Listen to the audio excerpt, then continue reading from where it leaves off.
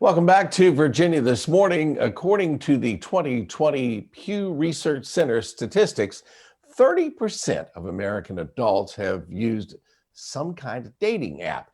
In this segment, Andreas is going to talk with a top relationship expert about the do's and don'ts when looking for love online. Here's that conversation.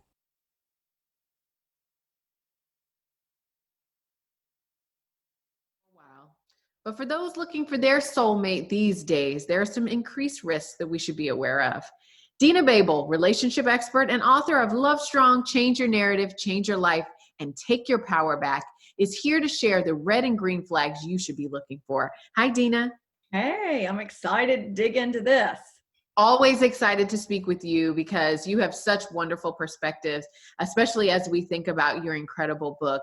Now, we were talking before we got started just about the aspects of dating that have changed in the midst of being socially distant or being in quarantine or places that you would normally maybe go with a prospective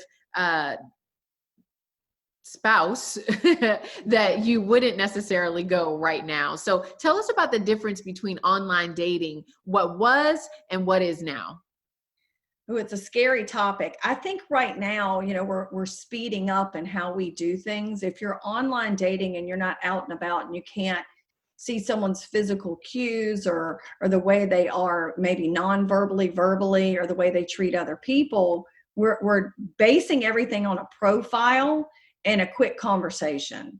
And a lot of these relationships are getting sped up. And so you got to kind of slow down enough to look at what is the dance? What is the relationship that I'm actually looking for? I think one thing that people do a lot is they have to understand what they're looking for online. Are they looking for fun or are they looking to get married? And whatever it is, they got to tell the truth. So they'll bring in that right type of person. Yeah, and we've heard about scams running rampant, especially right now, understanding that dating truly is happening fully online. So when we think about the red flags, but also the green flags, what fall into those two categories? Yeah, so obviously you have your initial attraction phase where it's fun, there's intrigue, dopamine, and that's when everything's going great and you're looking at their profile picture and you start manifesting all the wonderful things that can happen. I think during that, you got to look around and say, are they flopping on plans? Are they showing up when they say they're going to, whether it's to call me on Zoom or not? How do they make you feel? Have they said anything or done anything that you're like, I don't know about that? Because right now in this phase, you usually be going out and understanding their reputation and how they treat people. So now you're gonna have to look within. How is what they're saying? How does that make me feel? If you're feeling good, then you move on and you go to the courting phase. In the courting phase is usually when people are picking you up, taking you out for dates, or you're meeting them somewhere. Uncertainty is kind of normal in this phase because you're starting to figure out, is this someone I want to continue with? Yes or no. And you got to look at, are they putting me first? Is this person trying to, get in touch with me or see me, whether it's in person or online on a routine basis? Do we have momentum in this relationship or am I stagnant? Is he putting me on a Sunday, Wednesday routine, or is he constantly trying to see me, or she trying to see me? And then we move to the idealization phase, which is where the pros and cons start happening. But we still believe, you know what? He's so wonderful. I love coffee and he loves coffee too. We're going to get married and stay married forever. But I think you got to say, how are we handling challenges, right? He said that he wanted to see me this weekend, but he opted to do something for work or for his family or whatever. What's being triggered? Are you fall in love with him or her or the idea of it? And it goes back to, what were you looking for in the first place? Because I think a lot of people in this pandemic have felt this rush of, I got to get married. I got to find a person, they're lonely and they don't want to go through this hard life by themselves. Right. So just look at it the way you would a normal dating environment and don't ignore the flags and make sure your boundaries are on point. But I'll tell you, Andreas, the most important thing you can do is know your own core values. Absolutely. And I think the communication aspect of that is really important. When you can't necessarily connect and just, learn their mannerisms and that type of thing Yeah. in person.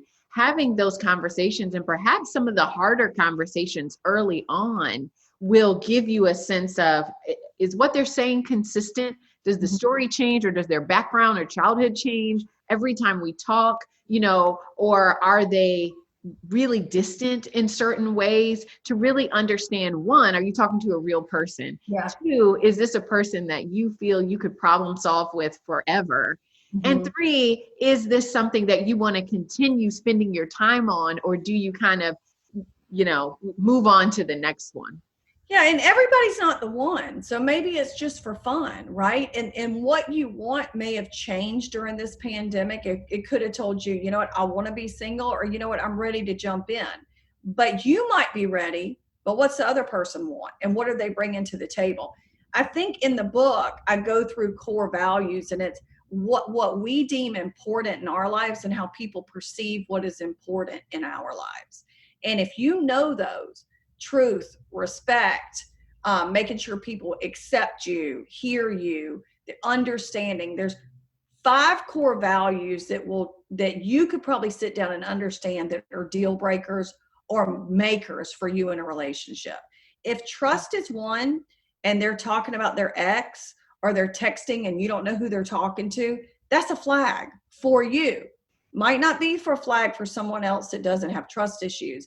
But if you get your core issues and values intact, you can get through anything. You will not put up with anything, because you'll go to those 5 core values and go, acceptance.